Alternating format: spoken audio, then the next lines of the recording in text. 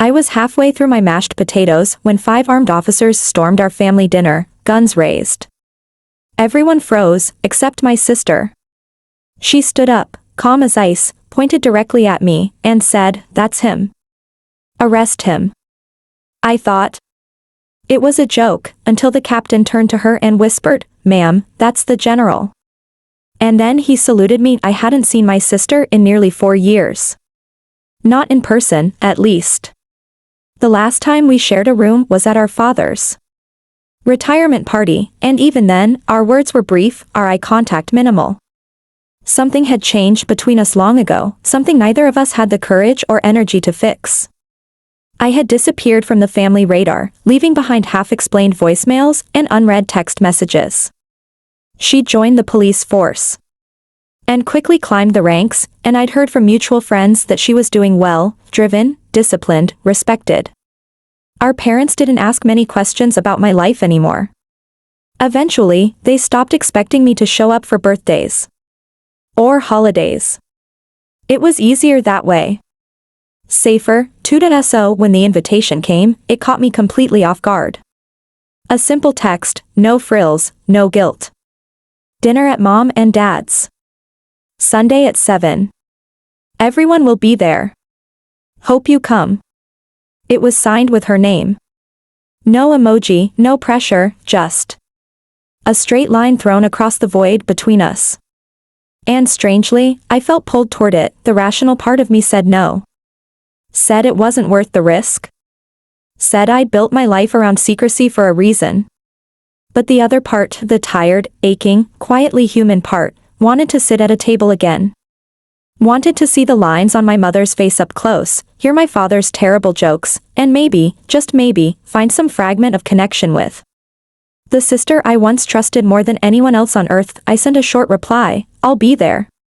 Sunday came quicker than expected. I took extra precautions, switching cars halfway, disabling trackers, scanning the route for patterns. Old habits. Paranoia to some, protocol to me. I dressed like any average man in his 30s, dark jeans, gray button-up shirt, clean shoes. I looked forgettable, which was the goal. No medals, no rank. Just me. When I walked through the front door, it was like stepping into a memory I had only half believed was real. The scent of home-cooked food, the sound of my father's exaggerated laughter, my mother's voice calling out my name with a mix of shock and joy, it all hit me at once. My sister was already there, sitting at the far end of the table. She didn't stand up, but she looked at me, really looked. Her face betrayed nothing. "About time," she said, almost casually. But her eyes, sharp, calculating, lingered on me for a second too long. Dinner started off slow, awkward. My parents tried to fill the gaps with stories about neighbors. Local news, their new gardening obsession. I answered politely, keeping things surface level. My sister remained mostly silent, watching. She'd always been observant, but tonight, her gaze felt heavier, like she was studying a suspect, not sitting across from her brother. I caught her fingers tapping rhythmically under the table. That old nervous tick from when we were kids. She was up to something. I could feel it. Halfway through the main course, she stood up and excused herself to the hallway. Said she needed to take a quick call. I didn't move. Didn't speak. My fork hung in the air. Something was off. My gut screamed it. Then, just a few minutes later, came the sound of tires screeching outside. A vehicle door slammed. Then another. And then the unmistakable thunder of heavy boots hitting pavement. I dropped my fork. The room fell silent, and in that silence, my sister walked back in, calm, collected, and simply said, "He's here." I knew then that I had made a mistake. Not by coming to dinner, but by believing I could ever return to a normal life. The room was thick with confusion. My mother stood frozen with a serving spoon still in her hand, halfway between the bowl of peas and my father's plate. My father was the first to speak, his voice low but stern. "What's going on?" he asked, looking from my sister to me, then toward the front door where the thumping of boots grew louder. But she didn't answer. She simply stepped aside, giving the officers a clear view of me as the front door burst open. 5 of them entered. In formation, dark tactical uniforms, visors down, weapons ready. Their precision was military, not standard police. The lead officer scanned the room quickly, then locked eyes with me. Time slowed.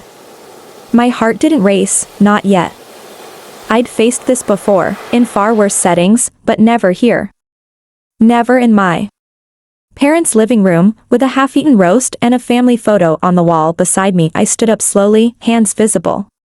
My father instinctively rose too, angry now. Is this a joke? What the hell is this? The officer ignored him. His eyes were still on me, studying, confirming. Then he took a step forward, raised his hand, and saluted. A sharp, respectful military salute, General, he said firmly, voice steady, we're here under orders. We didn't know it was you. We apologize for the approach. The room fell into stunned silence. My mother gasped. My father's jaw dropped open. My sister's expression collapsed. She looked like someone had pulled the floor out from under her. General? My mother whispered, looking at me in disbelief. I held up a hand toward the officer, signaling him to lower his salute. He obeyed immediately, falling back slightly as the rest of his team stepped down, slowly easing the tension. I turned to my sister. Her face had gone pale. What did you do? I asked quietly, not with anger, but disappointment. Her lips parted. But no words came out at first. Then finally, she spoke. I thought you were involved in something illegal. I was investigating a case, missing funds, Black Ops chatter. Your name came up. I didn't know what it meant. You disappeared. No answers, no contact. I thought. She looked away, ashamed. I thought you'd gone rogue. My father stepped between us, eyes wide. What does he mean, General? You're military? What is this? I sighed. There was no undoing this now. I had spent over a decade building a life in the shadows, operating outside normal jurisdiction, answering only to the highest level of authority. Not the kind of job you retire from. Not the kind of role you ever explain over dinner. I work in a division that doesn't officially exist, I said. Classified operations. I don't wear the uniform because I can't. I answer to no flag you've seen on TV. My name coming up in those files wasn't an accident. It was bait. We planted it. To expose a leak in your department. I looked at my sister. You walked right into the trap. Her eyes filled with tears, not from guilt, but from shame. She had tried to do the right thing. I knew that. I respected it. She wasn't malicious, just blind to the pieces she didn't have. The mission had used her, and she never saw it coming. The captain stepped forward again. Sir, we'll secure the perimeter and wait for further instructions. Extraction remains available at your discretion. No extraction, I said firmly. Stand down. We're guests here. And just like that, the officers disappeared as quickly as they had come, ghosts slipping into the night. But the damage was done. The table was quiet. The food cold. And the truth sat heavy in the room, too big to be ignored. The moment the door shut behind the officers, it felt like the air had been sucked out of the room. No one moved. No one spoke. My father stood rigid, like he was still trying to process what had just happened. My mother had slowly sunk back into her chair, her hand covering her mouth, eyes glassy with disbelief. And my sister, she couldn't even look at me. Her eyes were fixed on the empty space where the captain had just stood, as if she was trying to rewind the moment in her mind to rewrite it somehow. I slowly sat back down at the table. My plate of food, still warm just moments ago, now looked like a prop from a life I no longer fit into. I reached for my glass of water and took a sip, letting the silence stretch until it became unbearable. What the hell just happened? My father finally said, voice gravelly. What do you mean, a division that doesn't exist? General? Since when? What is going on, son? I looked at him, and for the first time in years, I didn't have a prepared lie. No vague explanation. No clever deflection. Just the truth, raw and unfinished. Since the day I left, I said softly. It started with a choice. A quiet assignment no one was supposed to take. From there, it just escalated. Missions stacked up. Clearances got higher. And soon, I was doing things no one could ever talk about. But why not tell us? My mother asked, voice trembling. You just disappeared. We thought you were in trouble. Or worse. I couldn't tell you, I replied, looking directly at her. Not because I didn't want to. Because if I did, you would have been targets. Collateral. You think this job is about medals or rank? It's about keeping things from falling apart quietly, without headlines. If people knew the kind of work we did, they'd never sleep again. I stayed away because it was the only way to keep you safe. My sister finally spoke, her voice barely above a whisper. But I was investigating you. I reported you. I thought you were part of something criminal. I risked everything to have you arrested. I looked at her, and for a moment, I saw the little girl who used to follow me around with scraped knees and too many questions. The one who trusted me to fix her bike or chase away the monsters under her bed. That girl had grown into a tough, sharp, relentless officer, and she had nearly exposed something far more dangerous than either of us realized. You did your job, I said gently. You followed the leads. You trusted your instincts. That's what makes you good. But what you didn't know is that the leaks in your department were planted on purpose, to find a mole. You just stepped into a trap meant for someone else. And you played your part perfectly. She looked down, her jaw clenched. I should have known. I should have recognized it was bait. I was sloppy. No, I said firmly. You were brave. You chased what you thought was wrong. That takes guts. I'm not mad at you. I'm proud of you. That hit her harder than I expected. Her eyes welled up, but she wiped them quickly. My father sat back down, rubbing his hands over his face, trying to absorb it all. My mother, quiet now, just stared at me, half with awe, half with sorrow. There was no going back to normal after that. The illusion of a quiet family dinner had been shattered beyond repair. But maybe, just maybe, what came next would be something better. Not pretend. Not perfect. But real. Honest, the silence that followed wasn't uncomfortable anymore. It was heavy, but in it, we were all finally hearing each other. The silence didn't last forever. Eventually, my father stood up, walked to the window, and stared out. Into the dark. He didn't say a word, just folded his arms and watched the quiet street like he was guarding it. My mother began clearing plates, not because dinner was over, but because she needed something to do. Something normal, something she could control. She didn't look at me as she picked up my barely touched food. Her movements were automatic. As if she were afraid that if she stopped, she'd break down. My sister remained seated, hands clasped tightly in front of her. Her back was straight, jaw clenched, but her eyes flickered every now and then, toward the door, toward me, toward the empty seat across the table. I could feel the weight pressing down on her. She had spent weeks, maybe months, building a case against someone she thought had turned dark.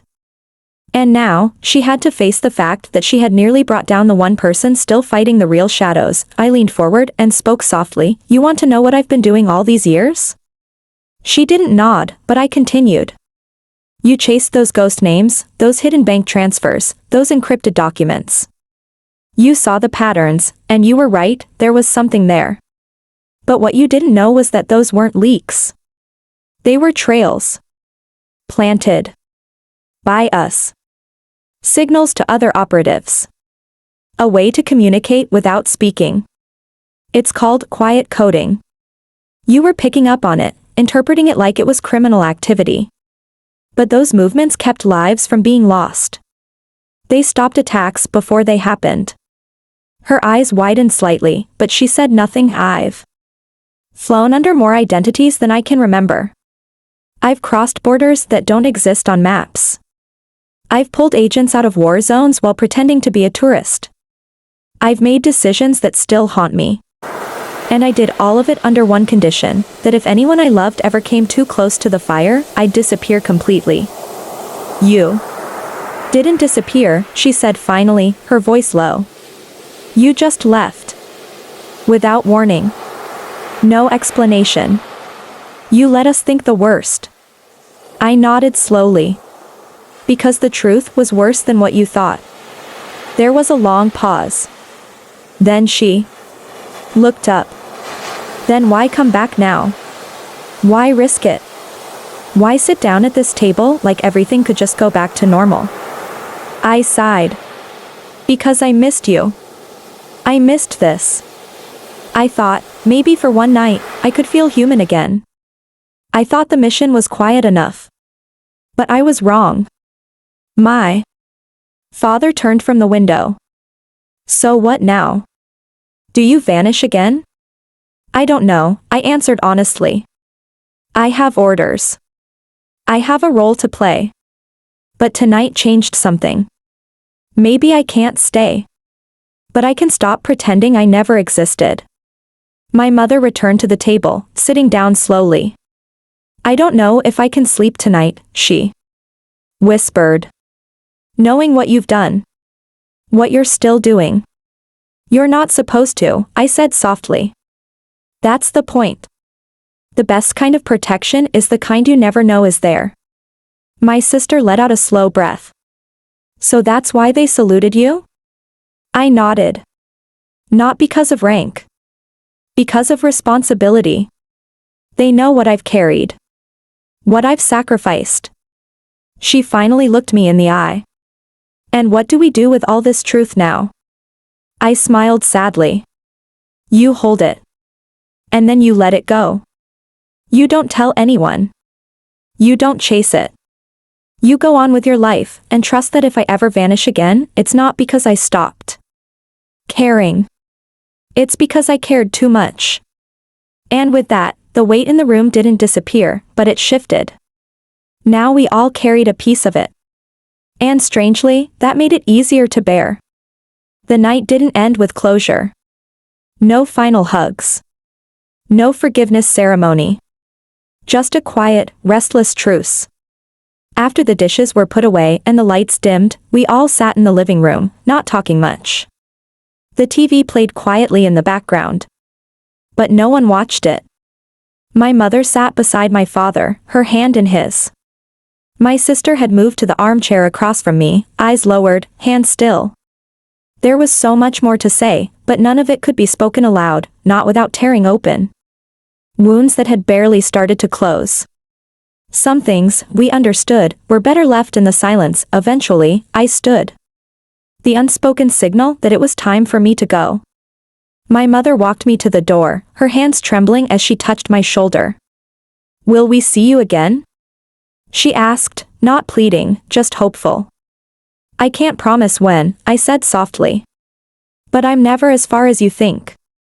She nodded, eyes shining, and then pulled me into a hug I didn't know I needed.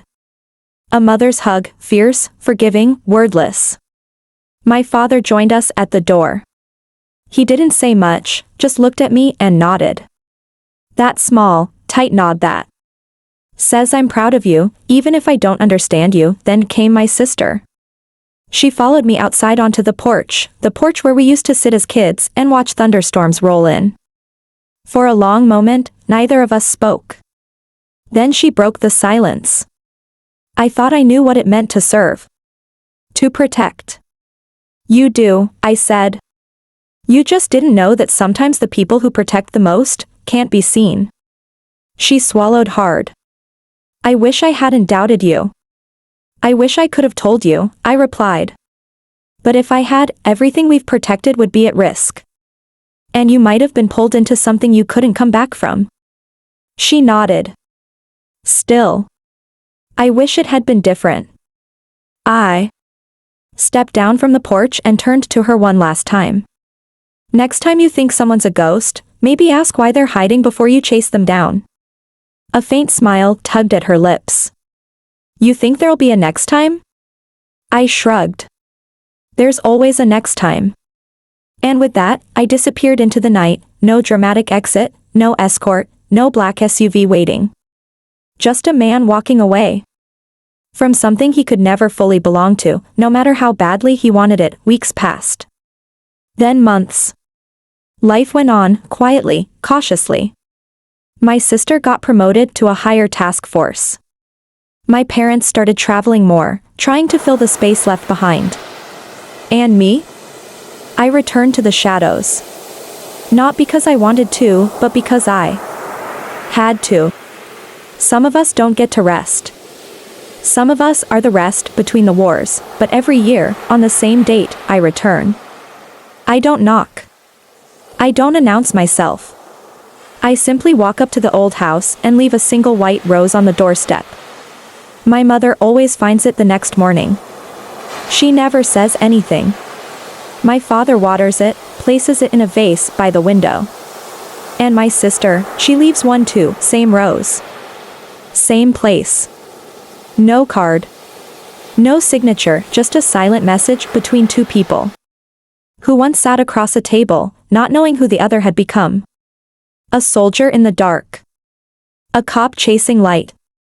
A brother and a sister, forever changed, but never broken. That's how we stay connected. Not with words, but with understanding. With that single white rose, a salute to truth, to sacrifice, and to the kind of love that never needed explaining, and somehow, that was enough. If this story gripped you, don't forget to like, share, and drop your thoughts in the comments. Subscribe to The Silent Revenge for more powerful tales that hit deep.